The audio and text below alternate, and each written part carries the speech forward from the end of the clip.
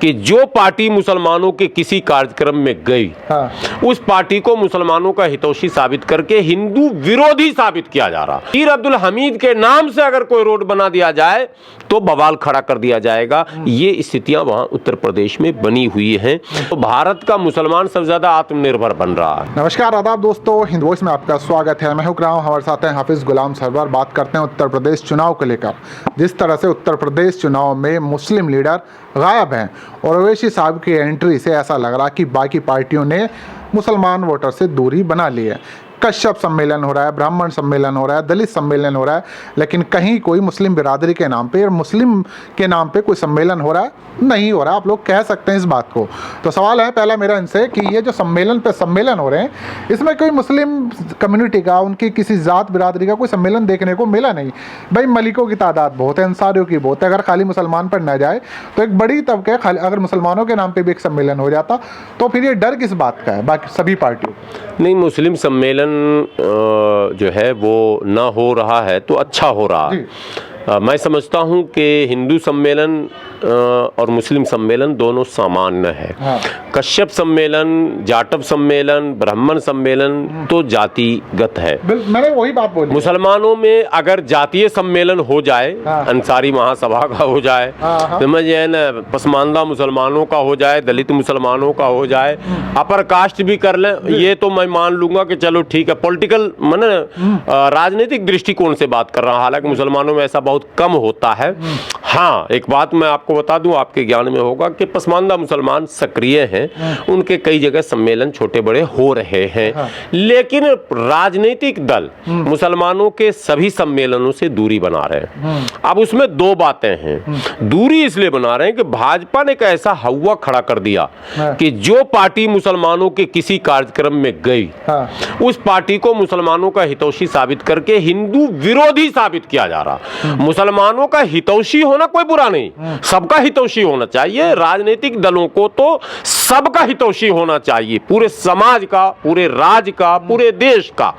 लेकिन दुर्भाग्य से भारतीय जनता पार्टी के आने के बाद एक ट्रेंड चला पूरे देश में कि अगर मुस्लिम की कोई बात कर लेगा, मुसलमानों पर अत्याचार हो, जुल्म हो। आप देखिए अभी अल्ताफ का मामला हुआ, कोई नहीं गया अल्ताफ के घर।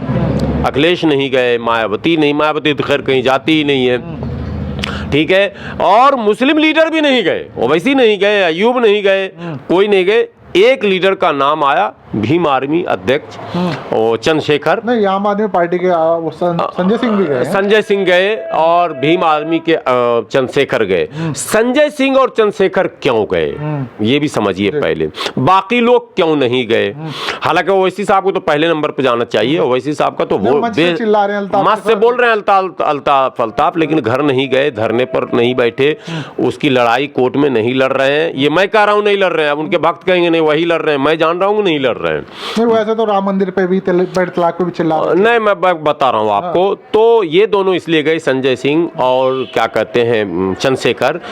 ये दोनों बेसलेस पार्टी हैं, मतलब इनका बहुत बड़ा कोई बेस अभी पॉलिटिकल नहीं है। इनको लगता है भागते भूत का लंगोट से जो मिल जाए, कुछ मुसलमानों की हमदर्दी बटोर ली जाए, कुछ फलां की, अरे कौन मार हिंदू हमारे पास है ज्यादा कि कोई नाराज हो जाएगा, इस तरह की बातें। लेकिन मेन जो अभी टक्कर में है, कांग्रेस, भाजपा, सपा, बसपा।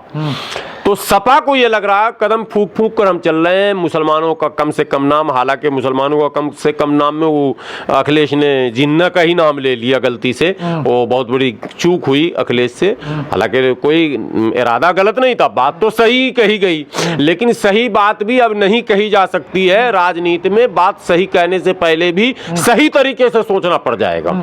ये माहौल भारतीय जनता पार्टी ने बनाया। बात बात पर हिंदू मुस्लिम करना, बात बात पर विकास में अगर रोड का नाम रखना है तो हिंदू मुस्लिम, अगर किसी बड़े मुस्लिम क्रांतिकारी नेता जिन्होंने देश के नाम अपनी सब कुछ मन कुर्बान कर दिया हो, और यहां तक के अभी 65, मैं बता रहा हूं हबीबगंज को आप छोड़िए, यूपी की बात कर रहा हूं, अभी वीर अब्दुल हमीद के नाम से अगर कोई रोड बना दिया जाए तो बवाल खड़ा कर दिया जाएगा। ये स्थितियां वहां उत्तर प्रदेश में बनी हुई हैं।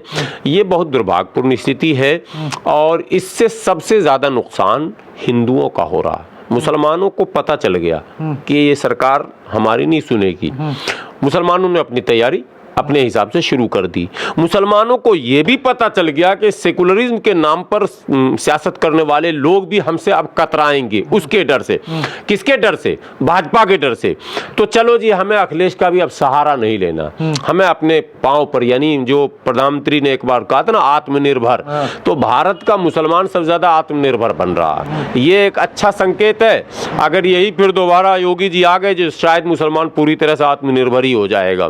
किसी पर कोई, पहले मुसलमान सपा बसपा के नेताओं पर, कांग्रेस के नेताओं पर आश्रित होता था, थाने में, चौकी में, एसपी में।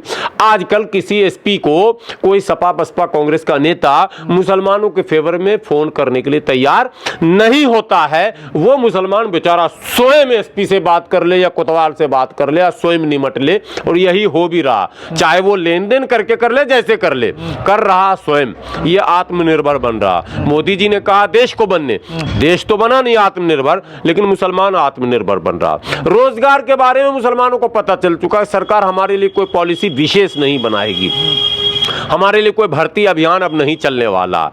अब टैलेंट अगर है तो बिजनेस में जाइए, टैलेंट है तो अपनी फैक्ट्री खोलिए, टैलेंट है तो देखिए, अगर मिल जाता है लड़ झगड़ कर कोई सर्विस जॉब नौकरी तो ठीक है, वरना अपना अपना इंतजाम खुद कीजिए। इन फ्यूचर आपको कैसे जीना है, रास्ता खुद तय करना है। ये मुसलमानों ने तय किया। उत्तर प्रदेश का असर बिहार बंगाल में भी जा चुका है। वहां भी मुसलमानों के जहन में एक बात आ गई कि सरकार से बहुत ज्यादा उम्मीद लगाकर हमें नहीं रहना। हाँ, मुसलमानों ने एक चीज ठाना है कि फिरका परस्ती का थोड़ा सा बुखार कम हो जाए। मुसलमान चार आग हम जी लेंगे, खुद से जी लेंगे, हमें किसी की जरूरत नहीं है। अगर तुम्हारे मन में है कुछ रहम करम है, तुम्हें अगर लगता है कि संविधान में इनका भी कुछ अधिकार है, तुम्हें यह लगता है कि ये भी हमारे छोटे भाई हैं, तो दे दोगे तो ठीक है, लेकिन हम तुम्हारे भरोसे पर नहीं रहेंगे। हाँ, एक अपील, एक विनती मुसलमान करता आ रहा लगातार, कम से कम शांति का माहौल बनाइए। माहौल को उत्तेजित और हमेशा जो है वो टेंशन में मत बनाए रखिए। कभी फर्जी खबर पलायन के नाम पर, कभी फर्जी खबर किसी और के नाम पर, कभी गौ हत्या के नाम पर, इत्यादि इत्यादि नामों पर एक दो की मॉब लिंचिंग करके उसका वीडियो वायरल करके थोड़ा सा मानसिक दबाव बनाना, इससे मुसलमान थोड़ा परेशान है ज़हनी तौर पर। और मुसलमानों को लगता है यार ये क्या हो रहा है, जब हम लड़ना नहीं चाह रहे हैं, हम झगड़ा नहीं चाह रहे हैं, हम शांति से कमाना खाना चाह रहे हैं, हम बच्चे पालना चाह रहे हैं, हम को अगर आप अवसर दें तो हम देश की सेवा भी करना चाह रहे हैं, अवसर नहीं दें तो हम शिकायत भी नहीं कर रहे हैं आपसे। कम से कम शांति का दान दीजिए, शांति का माहौल बना दीजिए, ताकि हम लोग समाज में एक सही ढंग से जी सकें। ये स्थितियां कुल मिलाकर हैं। तो ये जो सम्मेलन का आपने सवाल किया, सम्मेलन नहीं होना मुसलमानों के हित में है। इस समय ना हो रहा, ठीक हो रहा। जितने सम्मेलन हो रहे हैं, उस सम्मेलन का क्या परिणाम होगा वो तो चुनाव के बाद पता चलेगा। लेकिन एक बात जान लीजिए, सारे लोग रोटी खाते हैं, सबको अकल है। कश्यप सम्मेलन में जो कुछ कहा योगी जी ने, कश्यप समझ रहे हैं कि 5 वर्षों में इस सरकार ने हमारे समाज के लिए क्या क्या किया। ब्राह्मण सम्मेलन हुआ, योगी जी ने इशारे में ब्राह्मण को एक ऐसी बात कही, आप पत्रकार हैं, आपने पकड़ा होगा उस बात को, कि हर तरह का बलिदान जो है वो ब्राह्मण समाज दे सकता, मगर हिंदुत्व पर आंच आने नहीं दे सकता। मतलब ये हुआ कि हम जो मारे पीटे हैं तुमको, हम जो कुटैया किए हैं तुम्हारा, हम जो अधिकार तुम्हारा छीने हैं, उस सब के चक्कर में तुम मत पड़ो, तुम सिर्फ जो है हिंदुत्व बचाने के लिए भाजपा को वोट दो। इशारे में ये कहना था। लेकिन ब्राह्मण समाज भारत के सबसे अक्लमंद समाज में उसकी गिनती होती है, पढ़े लिखे लोग बहुत ज्यादा हैं, वो सब जान रहा है कि 5 वर्षों तक किस तरह से उन लोगों ने गुजारा है। ब्राह्मण समाज ये भी जान रहा है कि एक अपराधी के नाम पर। आखिरी सवाल ये, तो क्या 20% जो आबादी है उत्तर प्रदेश में, जो डिसाइड भी कर सकती है, एक तरह जीत का फैक्टर भी पूरी तरह से, उसे बिल्कुल हाशिए पर डाल दिया जाएगा? नहीं, हाशिए पर नहीं, वो चल रहा। जो देखिए पॉलिटिकल पार्टियां काम कर रही है, काम करने के तरीके अलग अलग होते हैं, इंडोर आउटडोर। इंडोर काम हो रहा है।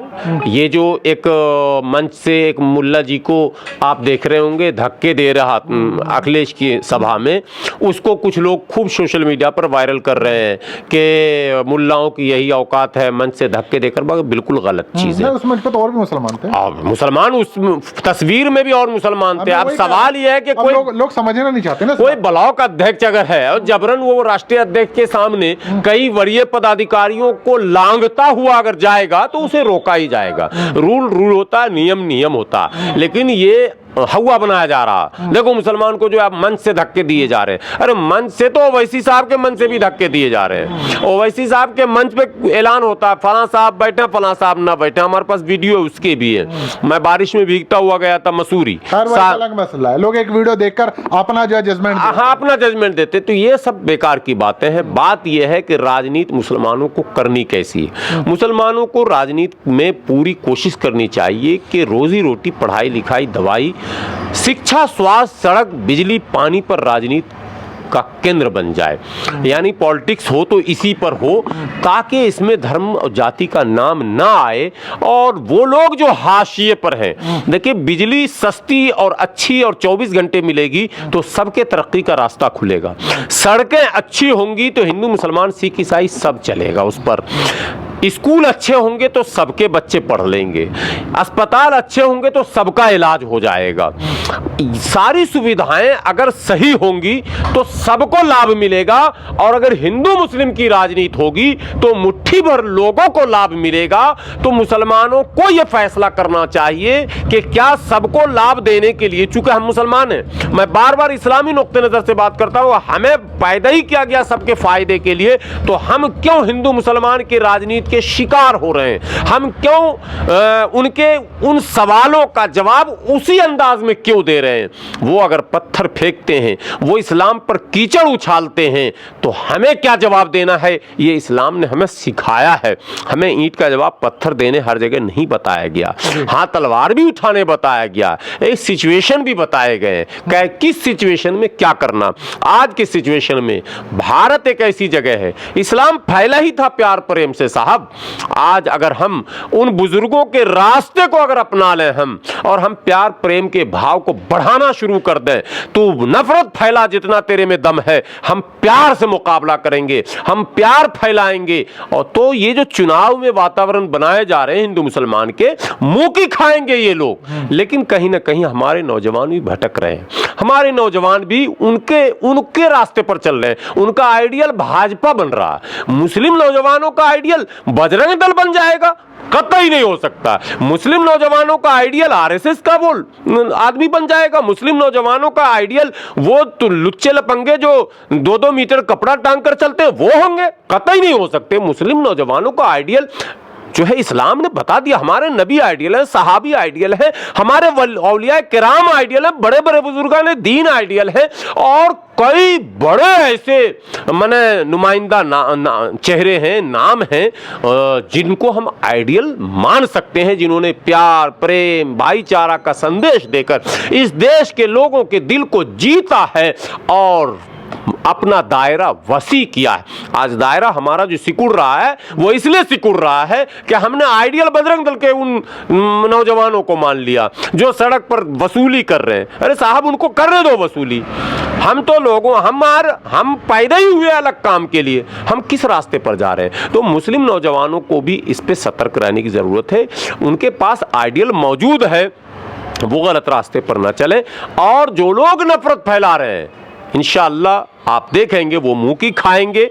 सरकार अच्छी बनेगी, सरकार सेकुलर बनेगी, सरकार जो है बहुत दिनों तक जुल्म नहीं चलता है। जुल्म की एक उम्र होती है, उसके बाद वो दम तोड़ता है। दुनिया में ये तारीख, ये इतिहास रहा है, भारत का भी यही इतिहास रहा। आज अनोखा कोई योगी जैसा शासक नहीं आया, इससे पहले अनेकों शासक आए। आपके स्मरण में दूं, आपके व्यूवर जानेंगे, नोट पर जो अशोक स्तंभ आप देखते हैं ना, तो अशोक को ग्रेट कहा गया, लेकिन लोगों को पता नहीं अशोक ने अपने तमाम भाइयों का कत्ल किया।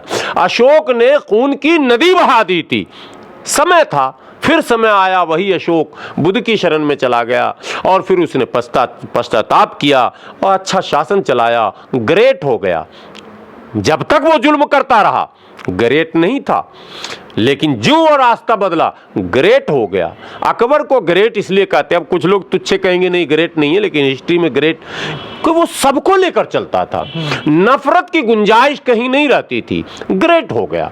आइए प्यार की शुरुआत करें। अगर ग्रेट बनना है, आपको महान बनना है, आपको नेतृत्व लोग सौंपेंगे, लेकिन शर्त है कि आप प्यार, प्रेम, भाईचारा को बढ़ाइए, नफरत को मिटाइए और नफरत करने वालों को भूल जाइए। उन्हें कह दीजिए तुम्हारा दीन तुमको मुबारक हो, हमारा दीन लकुम दीनुकुम वलिय दीन, कुरान ने कहा। ये कहकर भूलने के लिए कहा गया कि भाई भूलने का एक बेहतरीन रास्ता यह है कि यार तू नहीं मानेगा, चल तू जो नफरत फैला, मैं तो इसके साथ नहीं हूं, मैं तो भाई प्यार मोहब्बत भाईचारा फैलाना चाहता हूं। बहुत बहुत शुक्रिया। किसी और एपिसोड में गुलाम सरवर साहब से आपकी मुलाकात कराएंगे, तब तक के लिए दीजिए इजाजत।